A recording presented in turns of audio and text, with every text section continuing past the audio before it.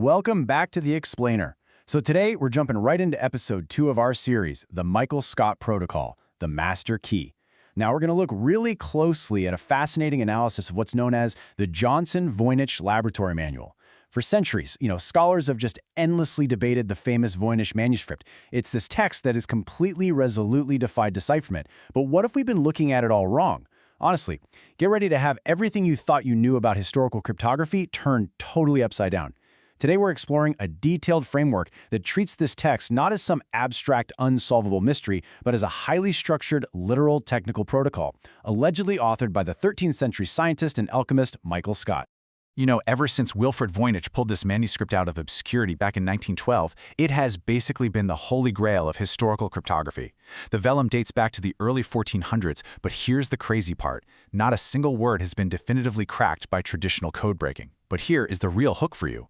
What if the world's most mysterious text is actually just a practical, everyday 13th century apothecary guide? The Michael Scot Protocol suggests exactly that. It proposes the text is a brilliantly disguised lab manual for alchemical extraction. So that supposedly uncrackable cipher? It might actually just be a functional set of instructions for measuring, soaking, and resting physical raw materials. Okay, let's dive right into this roadmap. First, we'll look at unlocking the master key, then the master operational glossary. After that, we'll tackle the entropy deficit calculation, check out the botanical protocols in practice, and finally wrap up with the recursive rosette logic. All right, moving right along to Section 1, Unlocking the Master Key. We're looking at multi-axis decoding and linguistic layers. So, to break into the outermost mechanical layer of this code, the Michael Scot Protocol asserts that decoding actually doesn't start with reading text from left to right like we normally do.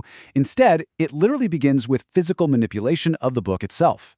This multi-axis approach requires you to do a 180-degree rotation, 90-degree shifts, and even look at it mirrored. Only by physically turning the pages into these very specific orientations do those alien, random-looking characters actually transform into functional technical instructions for chemistry. Think of it like a physical lock that requires a physical key. And once you actually have it properly oriented, the text's true complexity just explodes.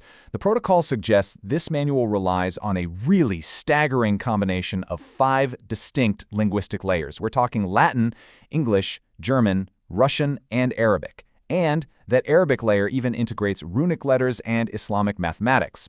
Now, Michael Scot was a renowned polyglot. He was a translator who spent significant time in Toledo, Spain, absorbing all this diverse Arabic and classical knowledge.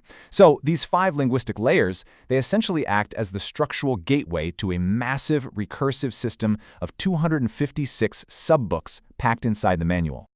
Okay, let's move to Section 2. The Master Operational Glossary, where we define the technical translation glyphs.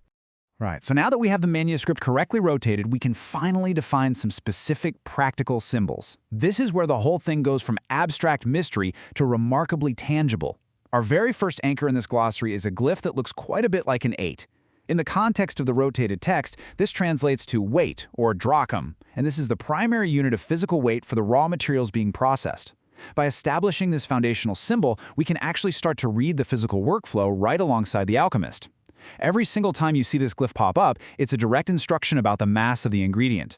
And building on that exact foundation, we start seeing variations of that 8 glyph, and these denote specific physical alchemical actions. For example, the glyph combination 8A translates to wait, or stasis. Basically, that's an instruction for the required duration that a chemical mixture has to just rest. Meanwhile, you have 8M, which translates to mate, or maceration, and that's the specific instruction to soak or saturate your raw botanical material.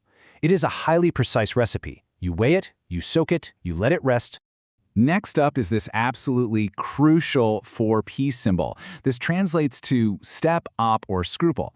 Now, in medieval apothecary terms, a scruple is just a smaller unit of measurement. But within the logic of this specific flowchart, the 4P acts as a process valve or a separator. It basically dictates the controlled flow and the measurement as these materials move from one exact stage of the chemical workflow to the next. Up next is Section 3, the entropy deficit calculation. This is where we look at the math hidden in the plumbing.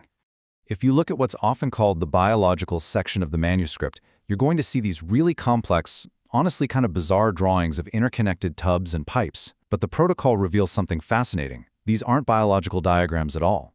They are actually a visual calculation of mass loss. Specifically, they represent a 1.16 factor. This number represents the physical mass, the entropy deficit, that naturally gets lost to evaporation and waste during the really intense heating and chemical extraction process. Now, what's really interesting about this is how it breaks down the mathematical heart of the protocol into a super simple, totally reproducible formula. To find your final medicinal essence, which the protocol calls the resting information or final dosage, you literally just start with your raw weight, indicated by that 8R glyph. Then you subtract that exact 1.16 factor of evaporation and waste, and boom, the result is your precise final dosage. It's an incredibly practical quality control equation embedded directly into the artwork itself. Amazingly, the protocol even accounts for changing environmental factors. In these visual diagrams, wavy lines translate directly to high humidity. And because high humidity obviously affects the rate of evaporation and changes that entropy deficit, the manual actually gives you an adjustment. In humid conditions, the alchemist is instructed to add exactly 1 scruple, that's our 4P glyph, of raw material to rebalance the formula. I mean, it is real-world chemistry accommodating for the weather. It's essentially a 13th century climate app built right into the recipe. Which brings us to Section 4, Botanical Protocols in Practice, translating specific folios.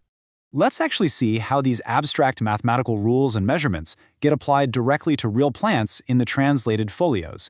And this brilliantly illustrates the protocol in action. On the left side, we have folio 1V, and this details nightshade. Now, because nightshade is a toxic sedative, it demands extreme care. So it's measured in those smaller scruples, the 4P, and it requires a lengthy triple stasis, represented by 8A, 8A, 8A, just to properly stabilize the poison.